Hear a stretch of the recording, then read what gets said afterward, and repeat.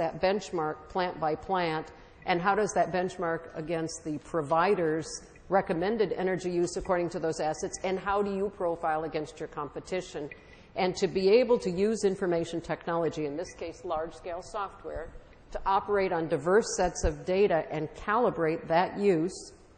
across the various considerations that will help mitigate it.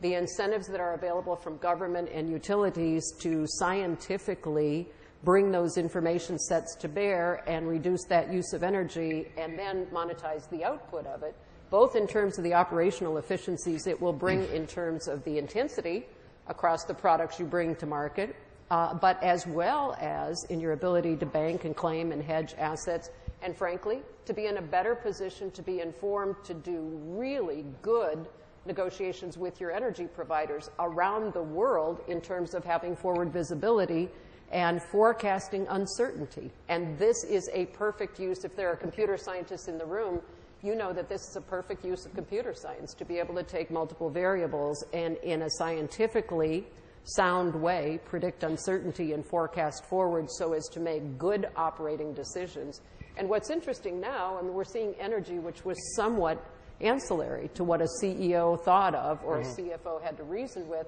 become a core fundamental issue in terms of what they consider fiduciary and legal responsibility. And they are, for all intents and purposes around the world today, uninformed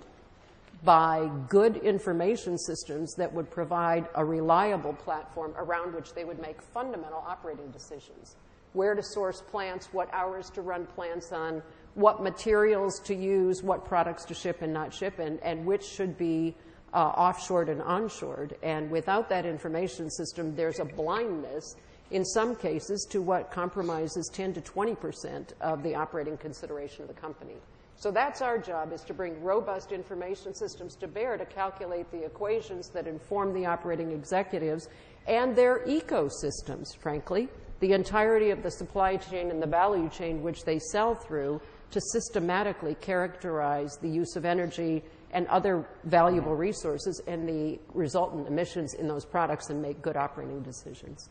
Paul, do you want to, what do you think are the sort of the key opportunities here in that combination? Well, obviously, as Pat said, I mean, managing that data, informing, and being able to make effective decisions about how to optimize the resources and the assets that are in place today and are going to be built is important. I think clearly in places like